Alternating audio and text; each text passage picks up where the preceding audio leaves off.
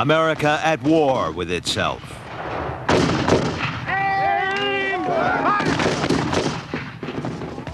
Brother against brother, and neighbor against neighbor, a bitter, sad, and tragic affair. Yet the Civil War was the making of the United States, a fiery trial, in the immortal words of its greatest president. 4 years of blood and horror, sweat and tears, death and destruction. A quarter of those who took part did not survive to tell the tale.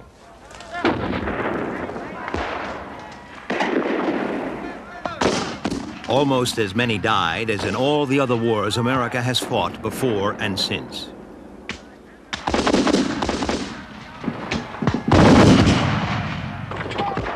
It was a war that began with cavalry charges and infantry clashes redolent of Napoleonic times, but that ended with slaughter by massed rifles on a murderous scale.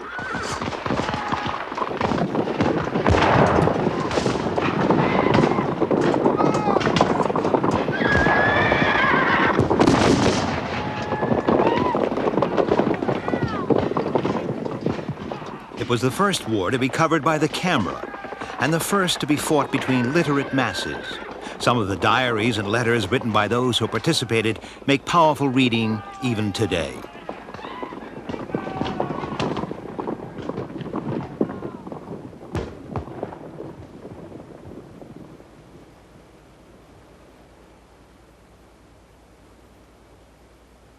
But to those who fell on the field of battle, it will always remain an unfinished story.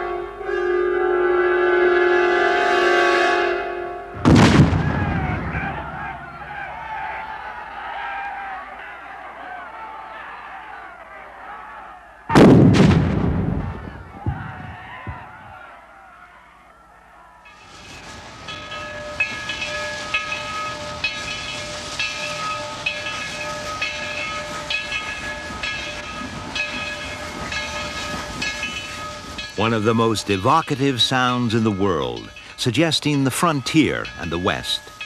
In the 85 years between the War of Independence and the Civil War, the West was where the United States was growing fastest.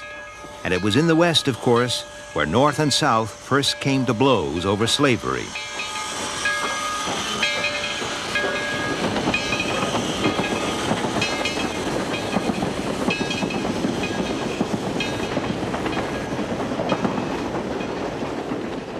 Yet at a time when the sheer size of the country, as well as the differences between its peoples and regions, was threatening the survival of the great federal experiment, keeping it on the rails, as it were, was that reducer of the miles, the train.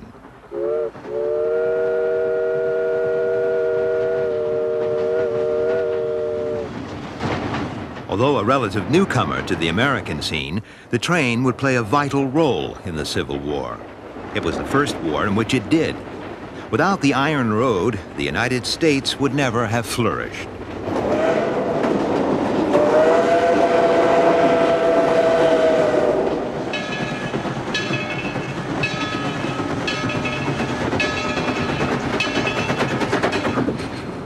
By the eve of the Civil War, the 4 million Americans who had broken away from Britain had become 31 million. And the original 13 states of the Union had increased to 33. But not everyone welcomed this expansion, certainly not those living in the South.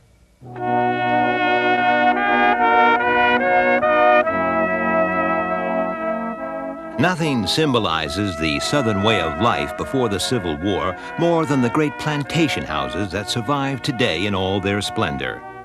The South then boasted far more millionaires than anywhere else in the land. Most of these fortunes had been built on growing tobacco, rice, sugar, or more often than not, cotton.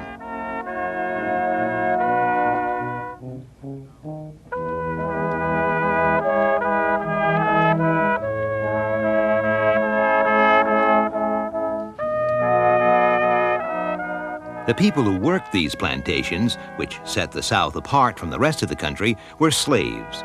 Their lifestyles were, of course, very different from those of their masters. Building such magnificent mansions, Southerners firmly believed they had brought the best of Western civilization to the American continent. Yankees were dismissed as mere barbarians. A popular saying then was that the Northerner loved to make money, the Southerner to spend it.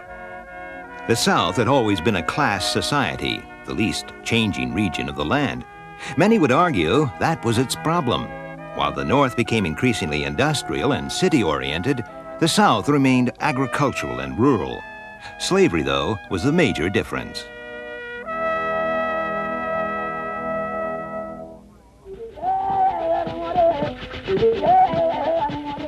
Although sprung from a revolution that proclaimed all men to be equal, the United States, by the 19th century, had become the largest ever slave-owning nation. The first Negroes were brought to Virginia in 1619, 12 years after the establishment of the initial settlement there, and 12 months before the Mayflower reached Massachusetts Bay.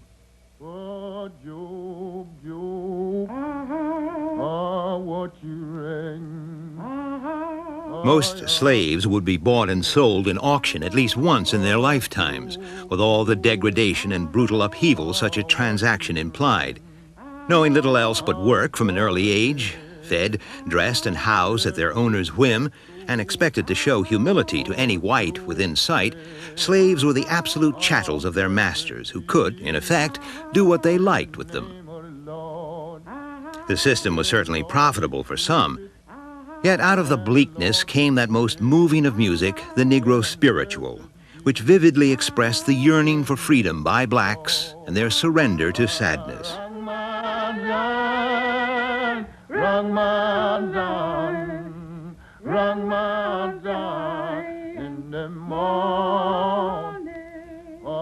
While cotton growing was so lucrative, the slaves would not be freed willingly.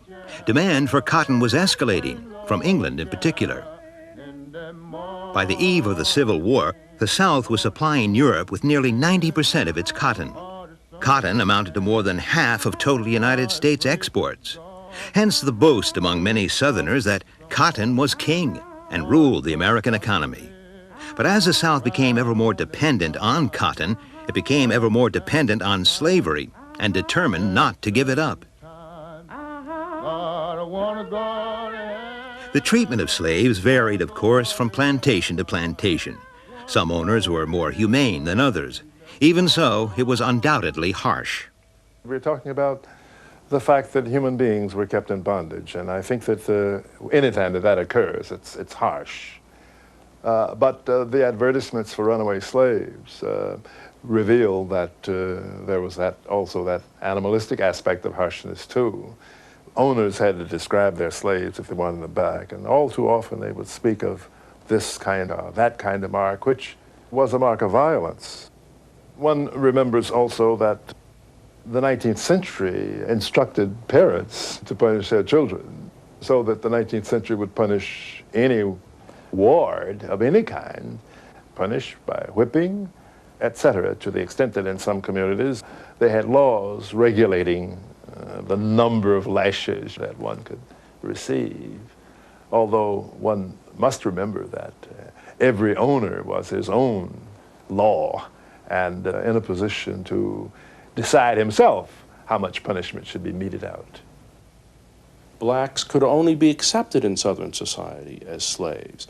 And I think to understand the South's defense of slavery is not just a question of the obvious economic advantages slavery offered to those who owned it, but also the extent to which slavery as a system kept the blacks in a position where non-slave holders, even though they may not like slavery, they could accept the presence of blacks.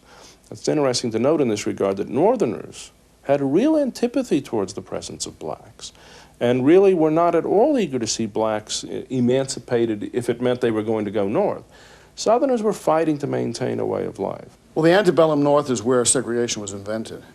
When emancipation came to the North in the aftermath of the American Revolution, it was more or less taken as a given that integration was not likely to be possible. And in fact, where integration did occur, and in New York State most certainly this is a fairly vivid example, prior to 1822, it was possible for a black to vote.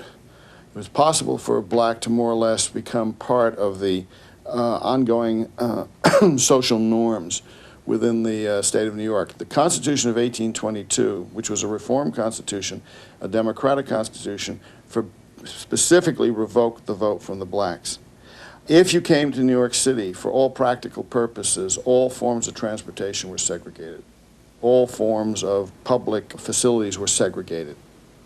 Overall, I think what you can say is that segregation is a northern invention, and it may explain for why after the Civil War, when the Southerners attempted to introduce segregation and were immediately shot down, they were somewhat puzzled because what they felt they were doing was simply imitating the victorious North.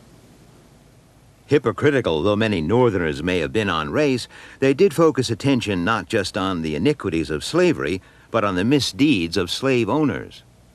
Northerners now began not only to condemn the institution of slavery, but they also began to condemn slaveholders as men of no principle, as men who were themselves immoral, as men who were themselves unchristian, etc., etc.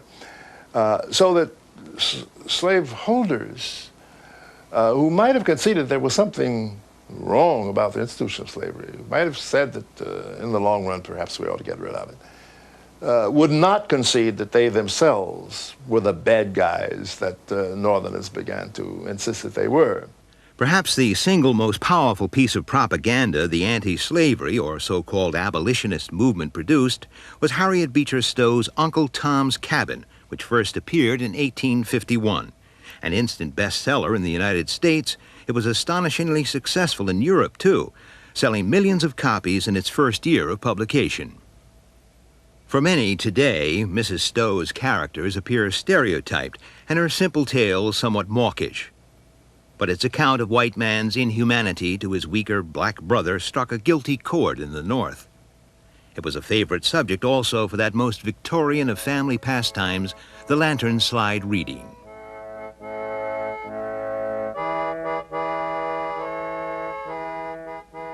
"Walk that Tom up here right away," said Legree. "The old cuss is at the bottom of this here whole matter." Tom heard the message with a forewarning heart, for he knew all the plan of the fugitive's escape. "Well, Tom," said Legree, "do you know I've made up my mind to kill you?" "It's very likely, Massa," said Tom calmly. It was but a moment, and Legree, foaming with rage, smote his victim to the ground.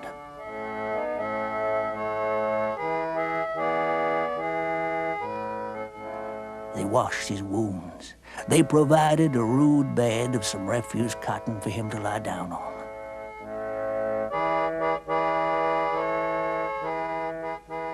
When George entered the shed, he felt his head giddy and his heart sick.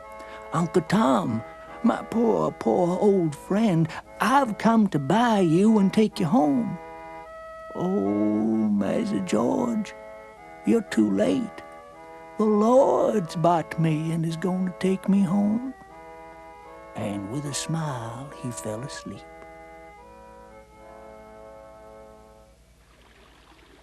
But whatever the impact of Uncle Tom's Cabin on the abolitionist movement, the most emotionally charged episode in the developing clash between North and South over slavery occurred here, where the Shenandoah River joins the Potomac, some 50 miles northwest of Washington, Harpers Ferry, the location then of a government weapons factory.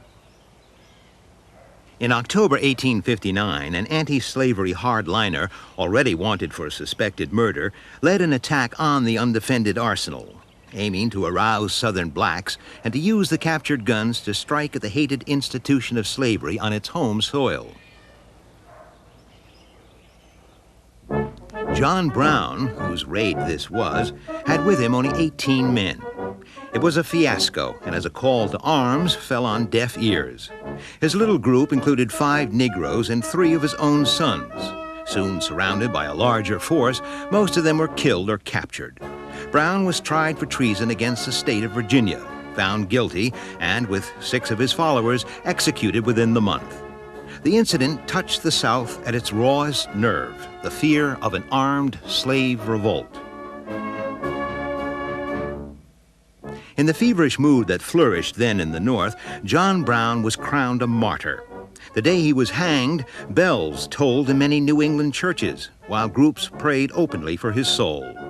His testament read, "I, John Brown, am now quite certain that the crimes of this guilty land will never be purged away but with blood." Within a few years, Yankee soldiers would march into battle to the words of a new anthem. John Brown's body lies a moldering in the grave, but his soul goes marching on. As the map of the United States filled in during the decades before the Civil War, Southerners became obsessed with the balance between slave and non-slave, or so-called free labor states. Because under the American Constitution, each state, no matter its size, sent 2 senators to Congress, where the Senate had the power effectively to block changes in legislation. Hitherto, the South had controlled the Senate and was determined to go on doing so for as long as possible. In this way, it could prevent any anti-slavery proposals becoming law. Bargaining and compromise had been the South's weapons to date, but the room for compromise was becoming less, and the opportunities for bargaining far fewer. The North was beginning to take a tougher line. Arguments whether slavery should be admitted to former Indian territories like Kansas and Nebraska brought people to blows. Both were north of the Missouri Compromise line, and hence should have been non-slave. That Southerners were trying to edge slavery into hitherto agreed forbidden areas alarmed many Northerners.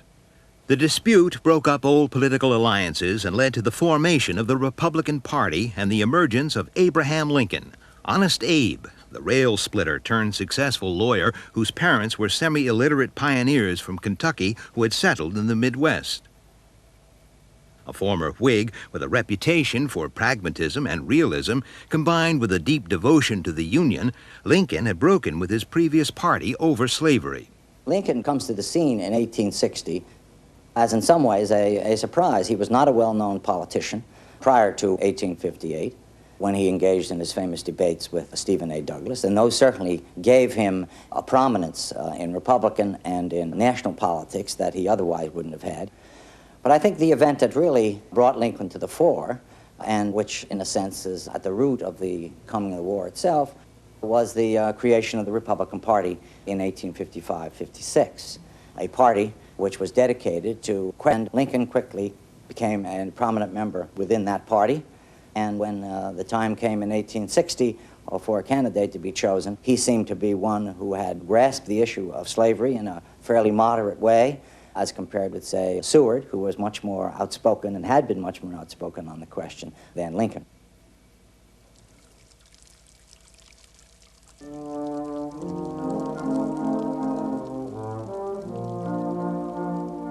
Here in Charleston, South Carolina, the fateful 12 months that led up to the Civil War began and ended. Charleston then was a city of 35,000 souls where the two rivers, the Ashley and the Cooper, came together in the local boast to form the Atlantic Ocean. Charlestonians were given to extravagant behavior as well as extravagant comments. They considered themselves the epitome of Southernness, and their fine city the focus of Southern traditions and ideals.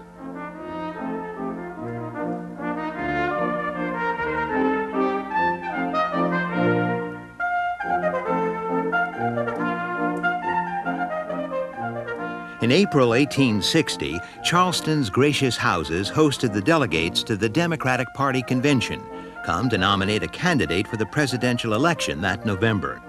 During the months following John Brown's raid, the atmosphere in the South had been charged. Militia units stepped up their training. Meanwhile, the convention could not agree on a candidate and adjourned.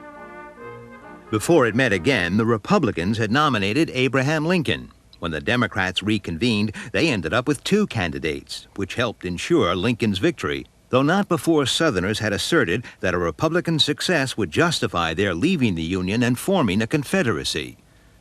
The 7 states of the Deep South did not even wait for Lincoln to be inaugurated as president. South Carolina, as usual, led the way. Within hours of Lincoln's election, the state legislature there had called for a special convention to consider secession. Within the month, it had met at Charleston and agreed unanimously to take South Carolina out of the Union. Mississippi, Florida, Alabama, Georgia, Louisiana, and Texas all followed within a matter of weeks. In February 1861, Representatives Montgomery, Alabama, to elect a senator from Mississippi, Jefferson Davis, as their president, and to agree on a constitution for the so-called Confederate States of America. Southerners flocked to the colors.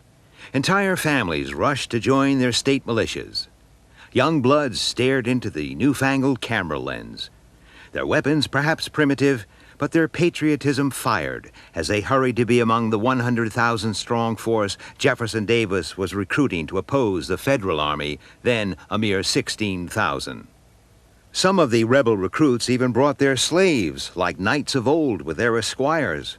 That these slaves might be aiding a fight to perpetuate their own bondage was an irony not lost on many Northerners. Meanwhile, in Washington, the unfinished new capital seemed to symbolize the North's political disarray. Under a quirk, then, of the American Constitution, 5 months would pass between the president being elected and taking office. Here in Washington, the reins of government, at this supremely critical time for the Union, were still in the hands of the previous Democratic and generally pro-Southern administration, which, not surprisingly, showed little inclination to act decisively against the seceded states. Work went on to complete the Capitol dome even while the new president was being smuggled into the city incognito because of fears for his life. Washington was, of course, surrounded by slave states whose loyalty was far from certain. Buchanan, the outgoing president, was by now thoroughly discredited. Congress was deserted as many Confederate supporters hastened southwards. A crowd of 30,000 came to see Abraham Lincoln inaugurated as the 16th President of the United States. Sharpshooters were posted to discourage Southern attempts to assassinate him. In his address, Lincoln vowed to avoid war, but not everyone was convinced he could do so now. Charleston, appropriately enough, was where the dramatic events that finally led to war took place.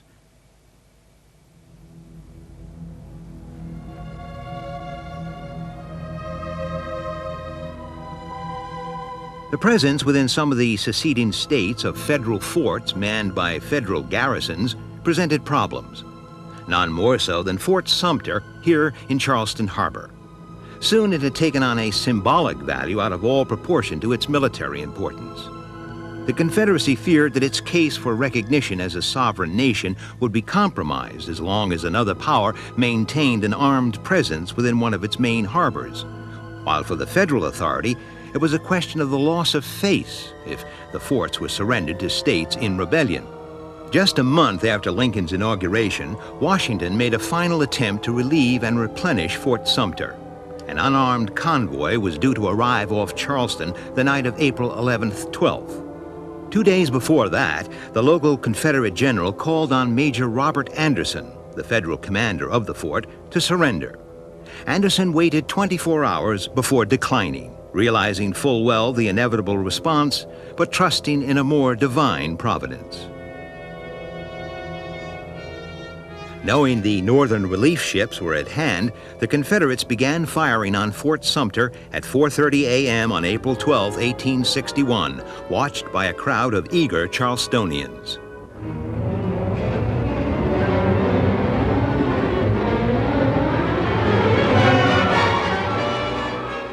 The bombardment lasted 34 hours, with more than 4,000 rounds being shot off in the direction of the luckless fort and a mere 1,000 fired in reply before Anderson decided he and his men had had enough.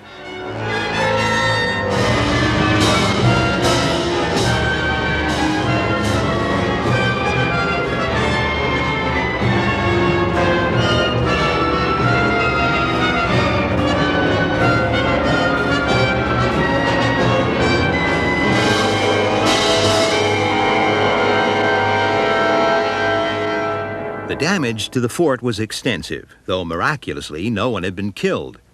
4 of the garrison had been wounded, as had 4 of the Confederate gunners on shore. The only deaths happened later when a Federal soldier lost his life while firing a salute during the surrender ceremony. Another was fatally injured in an ensuing explosion. Alas, they were to be merely the first of many as America's bloodiest conflict got underway. With the secessionists having fired on the flag, Northerners rallied to defend the Union. Baffled and bemused before, they now knew where they stood and seemed relieved.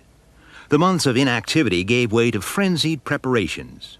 Patriotism reared its head as the northern states vied to supply recruits for the Union cause. Most were eager to reply in kind for Sumter as soon as possible. In the South, Sumter lifted secessionist fervor to fever pitch.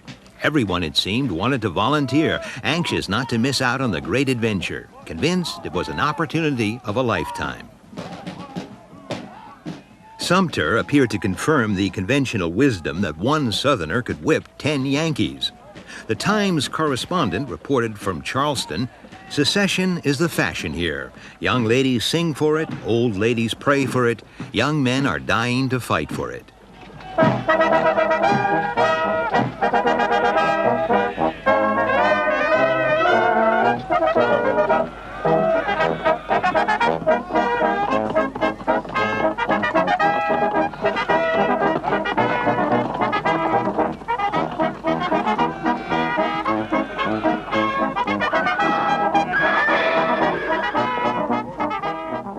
But Sumter had destroyed for the South the dream that its independence could be won without a fight.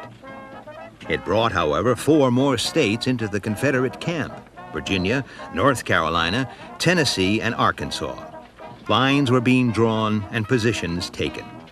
The Charleston batteries had ended the years of bickering over slavery and states' rights. Might was now to decide it all. Most believed, though, that the war would not last long. Settled, no doubt, in a single gallant and hopefully bloodless encounter, and then they could return to living again. No one had any idea of the enormity and tragic nature of the struggle upon which they were embarking, least of all those Northerners who now flocked to the colors. Those who lived here in Vermont, for instance, close to the Canadian border, could not have been further away from the arguments over slavery. So why did they go to war? Northerners were as righteously devoted to their way of life as Southerners to theirs.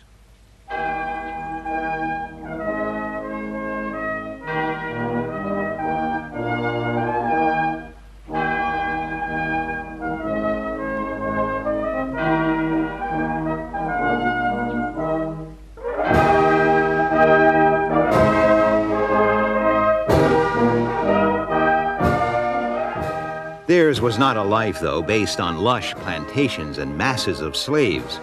Few in the North had any direct experience of slavery.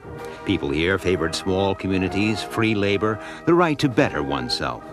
Why then should they support a military struggle to coerce back into the Union rebel states which had been a thorn in their flesh for many years? Why did they rush now to take up arms against the slave South when they had for so long been reluctant to translate their disapproval into direct action against it? Southerners grossly underestimated the devotion Northerners had to their own ideas of freedom, as well as their deep pride in the Union.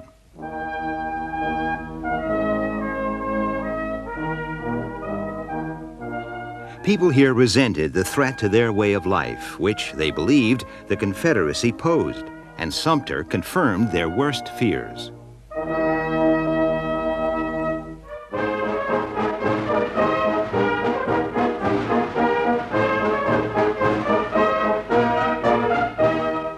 Within the day of Sumter's surrender, Lincoln summoned into Union service thousands of militiamen to suppress the South's rebellion.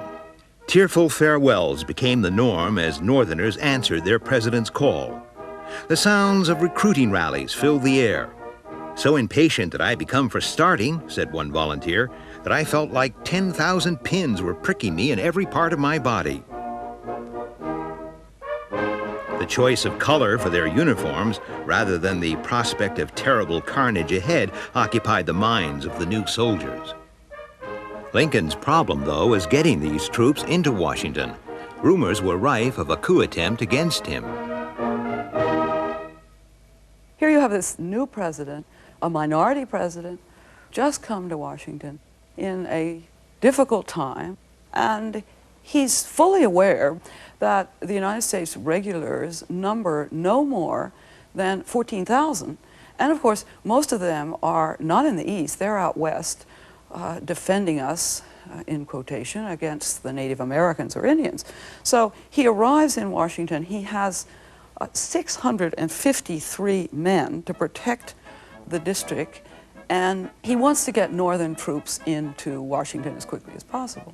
But when the first troops try to make the change from stations, in those days we didn't have monopolies, and so therefore you had to get off of one train station and then you had to get yourself somehow 3 miles to another train station. And in this progress from station to station, the Baltimore mobs pick up the bottles and the stones and they hurl them against some soldiers who begin firing, and as a result, the first casualties of the Civil War take place in Baltimore. And Lincoln was very worried about what this meant. Lincoln was worried about many things in those early weeks of the war, but raising recruits was not one of them, as the state governors vied to exceed their quotas. More men offered their services than the authorities could easily handle, let alone equip in uniform. Patriotism quickly became the mood in the North, as it had been in the South for many months. Lincoln relied on ships for getting his troops into position around his capital, with the railways blocked in Baltimore and elsewhere in Maryland. The North's greater resources in this, as in most other things, were to stand it in good stead in the coming struggle. Even so, Washington's garrison was at first so puny that the White House had to rely for its defense on civilian volunteers, and this at a time when the front line was the Potomac River itself, since Confederate Virginia lay just across it and was in full view of the White House windows. Fortunately, the threat of such an invasion was not a real one at the war's outset, though the measures taken to discourage it were not impressive. But the capital's defenses soon took on a more solid look. As well as facing rebel Virginia across the Potomac, Washington was surrounded on the north by Maryland, a slave state whose loyalty to the Union was unsure. Lincoln also worried about the other border slave states, Kentucky, Tennessee, and Missouri. Tennessee had already opted for the Confederacy, but Lincoln was determined to win it back.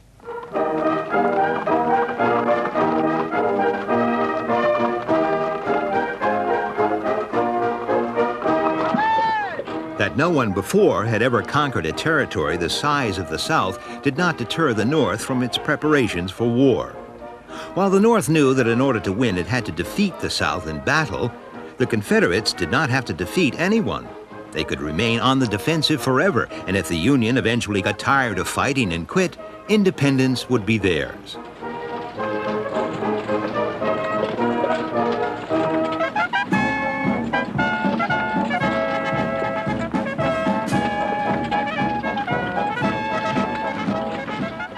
The gaily colored uniforms belied the seriousness of it all. Northerners were anxious to bring Southerners to their senses by depriving them of outside help and by impressing them with the Union's resolve to end their rebellion. Delay suited the South while it sought foreign recognition.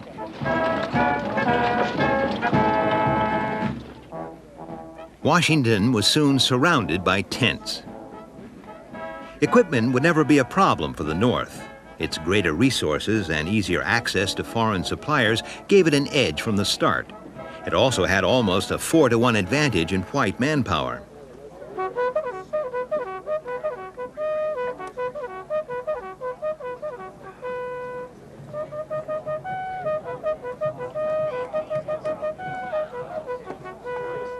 As the summer wore on and discipline within the camps relaxed, the onus was on the North to make the first move. The snag was that life under canvas was beginning to take on a separate existence. Food was always in good supply on the Union side, though the diet of fatty bacon and hard biscuit became fairly boring. By contrast, The rebel soldiers often went hungry.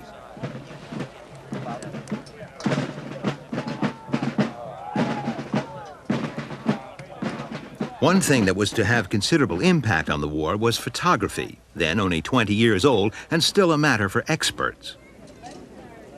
There was one basic process used worldwide, and that was called the wet plate process. It gets its name because the glass plate negative actually had to be damp in order to be light sensitive. So the photographer had to actually have a darkroom wagon with him on the spot. He had to make the negative, expose it, and develop it all within about 10 minutes before that plate dried. Now, it's a very, very cumbersome process, but there is absolutely nothing primitive about the results. The photographs, in fact, are superior to a lot of what is taken today. You had two main popular forms that Civil War photographs came in. Probably the most popular of all, and this was for studio portraiture, was the carte de visite. It's a French word. It means visiting card. These became popular in the United States in 1860, and they very quickly attracted a great deal of attention. They were relatively inexpensive. They could be mass-produced. They were very convenient to send through the mails. And in 1861, when the soldiers go off to war, more had their portraits taken as carte de visites than any other form. And very quickly, people realized that these things would fit very nicely in albums, so you had a sub-industry created, and that is the carte de visite albums, and you'd have pictures of your Uncle Harry and your grandfather, and also your uncle who was in the service.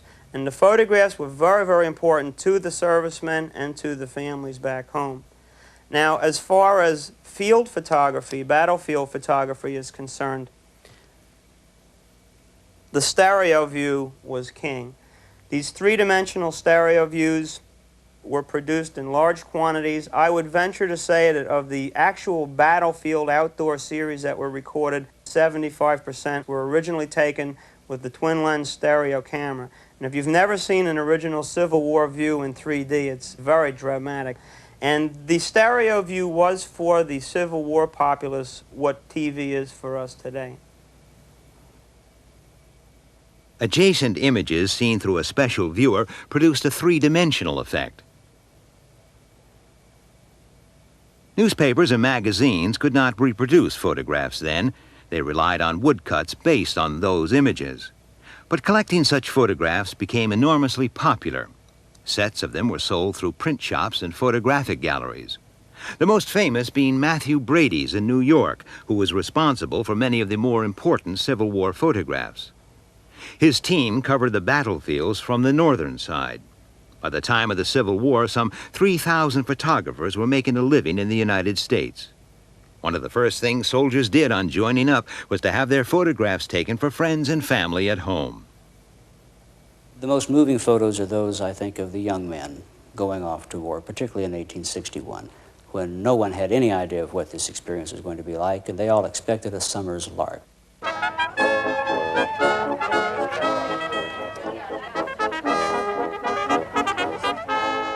The summer's lark was about to end and the real fighting to begin, though the Union soldiers' families did not see it that way. They thought the coming battle would be a bit of a lark, too, and stayed on to watch. Many of the men had volunteered for only 3 months and wanted some action before returning home. They had expected the war won by now.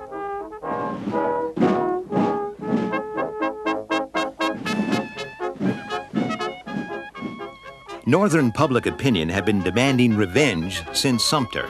And once the Confederacy had the nerve, in June, to move its capital to Richmond, a mere 120 miles from Washington, a clash was inevitable. Both sides brought up their guns, eager and confident. The cream of Washington society rode out as if for a picnic to see the rebels get whipped. Ordinary folk came too, anxious not to miss the great spectacle.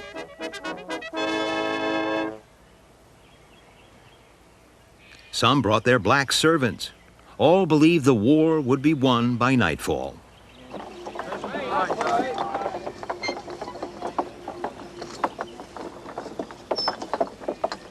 July 21st, a Sunday, was when the North felt ready to strike. Ground sheets in hand, the crowds hurried for the best view.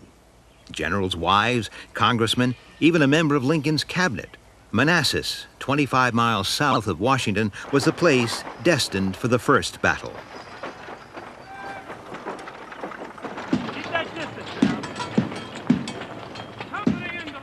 The French-style Zouaves from Louisiana hurried to the Confederacy's defense. The North's advance had hardly been concealed. They had taken 3 days to get into position. Any hope of surprise was lost.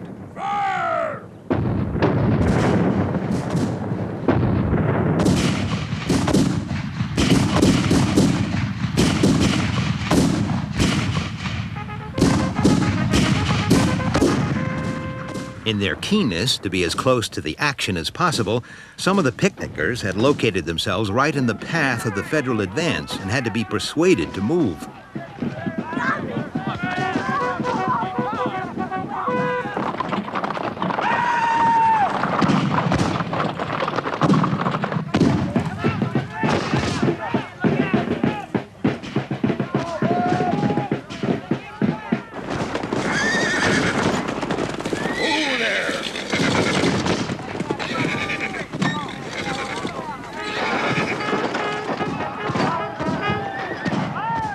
For most taking part, it was their first battle.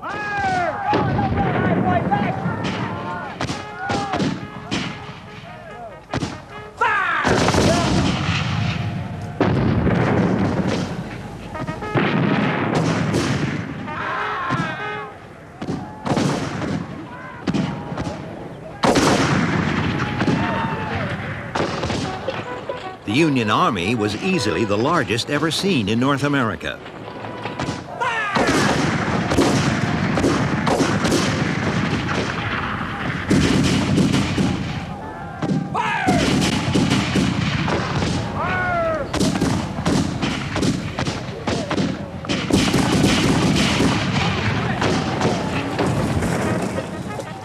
Outnumbered, the Confederates fell back. Casualties were heavy on both sides, partly because the soldiers were so inexperienced. The intense July heat did not help either.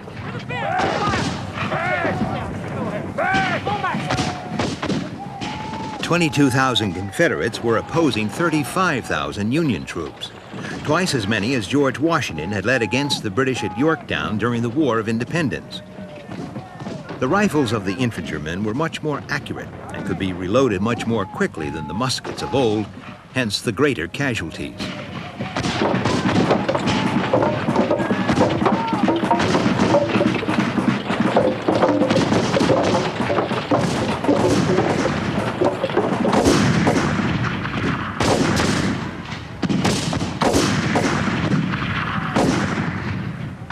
The battle ebbed and flowed across the rich Virginia farmland, with the troops trampling underfoot the crops ready for harvesting.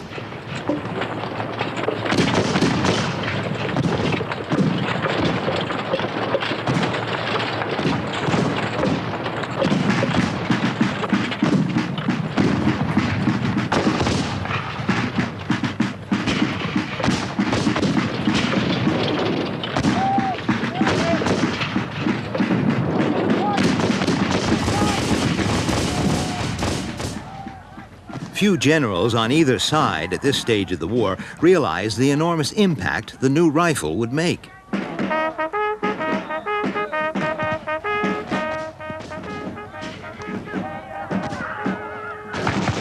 Just as the Union soldiers were beginning to tire, many of them had not eaten or drunk anything since early morning, the Confederates secretly switched fresh forces by train from the Shenandoah Valley.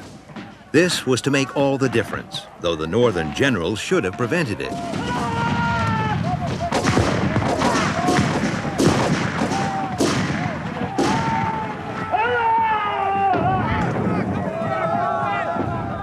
The many-colored uniforms on both sides led to tragic confusion when, at a critical moment in the battle, some Northerners fired on their own men dressed in gray.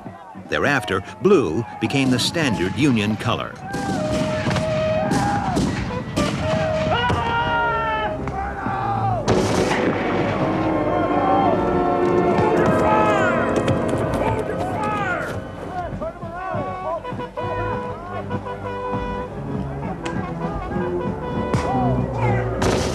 The battle was America's most costly to date. Onslaught followed onslaught against the Union positions.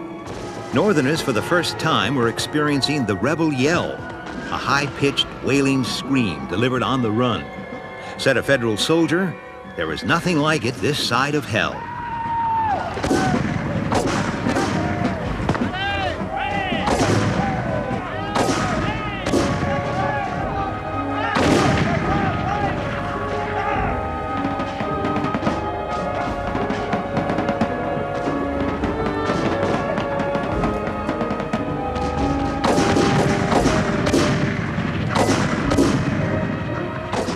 Since the infantrymen had to bite open their own cartridges, strong front teeth were essential.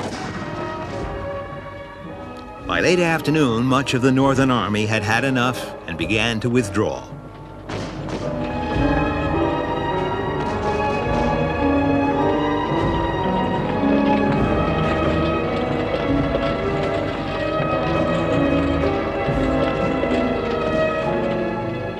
Sensing victory, the Confederates pressed home their advantage, and soon the Federal retreat became a rout.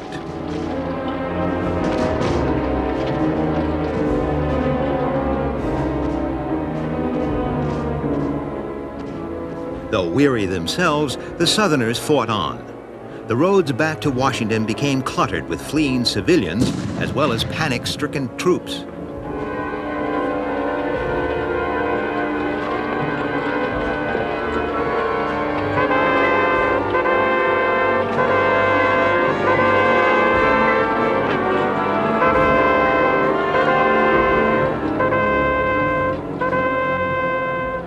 The Union retreat was dubbed later the Great Skedaddle. For a while, Washington seemed wide open, but the rebels were not organized sufficiently to follow up their remarkable victory. Many on the southern side would rue the missed opportunity of Manassas forever.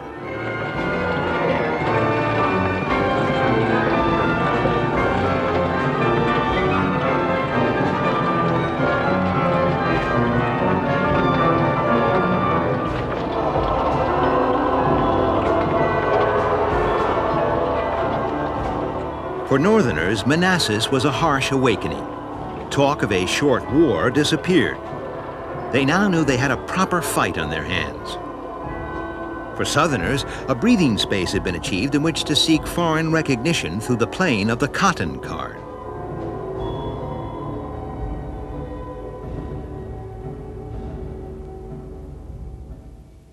As part of the sense of self-confidence that the Southerners felt, they believed that cotton ruled the world, in fact. The British economy would collapse without cotton, and therefore the British government, to protect itself, would intervene on behalf of the South. France would do the same. Of course, this was totally false. There was no reason why the British economy could not keep going without cotton. As a matter of fact, what had occurred was that the crops had been so enormous for such a long period before this that there was an oversupply within the British warehouses. So the British didn't have to face this problem. Even so, Britain and the North nearly came to blows on the high seas over the Union's efforts to deny the South foreign supplies. But no matter how hard the Northern sailors tried, the blockade was never wholly effective. Most Southern boats got through. While Union crews grew bored watching Confederate harbors, the captains of the blockade runners, many of them British, grew rich trading in luxuries that commanded premium prices in the South. Although wooden sailing vessels were still the most common, armored ships were coming in. The boat that was going to make all the difference in the naval war was the ironclad, and in this the North would have the edge. Called monitors, they were among the most bizarre sights of the age. A tin can on a shingle was how one contemporary derided them. Their significant feature was armor plating. The forerunners of these had first appeared during the Crimean War some years before. France had set the pace in their development, with Britain some way behind, and America nowhere. Now the conflict between North and South was to become a test bed for this revolution in naval warfare. The South was off the mark first, when they modified a wooden hulk named the Merrimac, which caused havoc among the blockading fleet near Norfolk, Virginia in early March 1862. By coincidence, the North's first Monitor reached the scene the very next day, and the first clash between ironclads began. For 4 hours, these two latter-day sea monsters threw everything at each other in one of the most unusual maritime combats ever witnessed. The shots simply bounced off each other's armor plating like peas from a pop gun, as one observer wrote. Since action photography had not been developed then, painters and engravers had a field day, as indeed they did at every major Civil War engagement. Not just the Atlantic coastline saw such clashes. By far, the most important took place on the rivers of the West, particularly the Mississippi. Here, New Orleans is falling to Northern gunships. Coupled with Fort Henry's capture on the Tennessee earlier, the Union plan to drive the rebels from the Mississippi Valley had begun well. Taking the Confederate fort here at Donelson, near the Kentucky-Tennessee border, was more difficult. Sighted on higher ground, its guns wrought havoc on the Union fleet. But the Northern troops, commanded by a certain Ulysses S. Grant, who had come overland from Fort Henry, surrounded it and compelled its surrender. When asked for terms, Grant replied, "Only unconditional surrender can be accepted." He instantly acquired the nickname Unconditional Surrender Grant. The victories opened up the Confederacy's heartland to invasion. Within the month, the Union forces moved down the Tennessee River as far as here at Shiloh. Confident they had the rebels on the run, they did not dig any defenses, but the Southerners planned to surprise them. The Battle of Shiloh started on the morning of April the 6th, 1862, about 2.5 miles to the southwest of here. Confederates attacking the Union forces and forcing them in this direction. During the morning, the battle went the way the Confederates wanted it to. They continually pushed the Union forces back. Finally, about 11 o'clock in the morning, the Union forces, a portion of them, dug in this area, which is the Hornet's Nest. We're actually standing in the sunken road, which borders one edge of the Hornet's Nest. The Confederates, when they hit this area, attacked across this open field and through the woods behind me. The attack started about 11 in the morning, and they lasted until 5 o'clock in the afternoon. The commander in this area, the Union commander's orders were, hold your position at all costs, stop the Confederate attacks. The Confederates attacked 11 times, but they were never able to break the position. They finally brought up a battery of artillery, which started bombarding this area, pinning the Union forces down. This allowed the Confederates to move around them and surround them. However, the Union troops had done their job.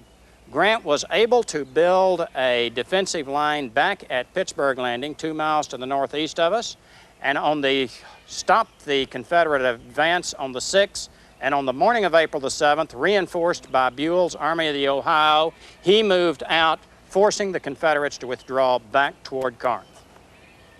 Shiloh had an enormous impact. More men died here than in all the previous wars in which America had been involved. Declared the novelist Herman Melville, "What like a bullet can undeceive?" Shiloh was also the first Civil War battle to have a ballad written about it. In no other war in American history did music play such an important part.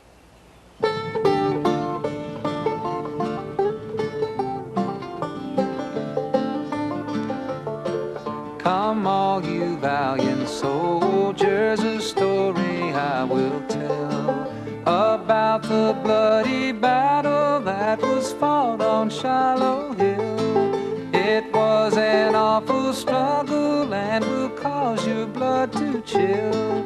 It was the famous battle that was fought on Shiloh Hill.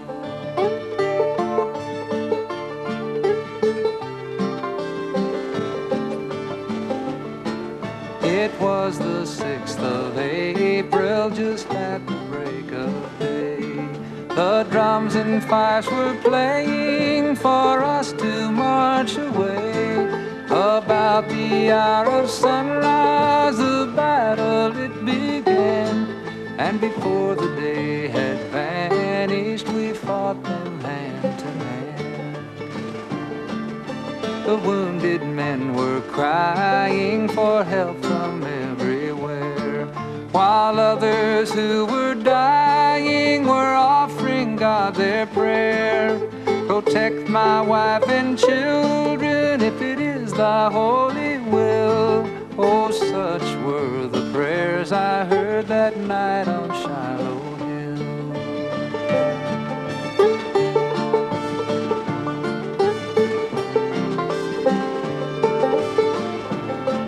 And early the next morning we were called to arms again, unmindful of the wounded, unuseful to the slain. The struggle was renewed and 10,000 men were killed. This was the second conflict of the famous Shiloh Hill. Before the day was ended, the battle ceased to roar, and thousands of brave soldiers had fell to rise no more. They left their vacant ranks for some other ones to fill, and now their moldering bodies all lie on Shiloh Hill.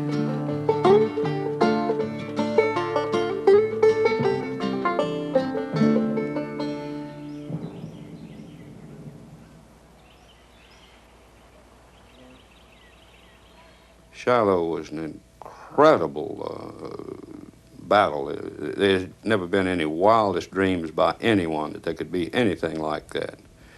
Shiloh was like Waterloo, and it came out of nowhere. It was just all of a sudden, there's a huge battle. Before that, there'd been Bull Run and Wilson's Creek, but they were skirmishes compared to Shiloh. And of course, Shiloh was followed very shortly by the 7 Days in Virginia, also a huge thing. And the realization that they had stepped into this buzzsaw must have been a terrible shock to everyone, soldiers and civilians alike. The losses were huge, of course, and they realized, and both sides had to say, oh my God, what are we in for?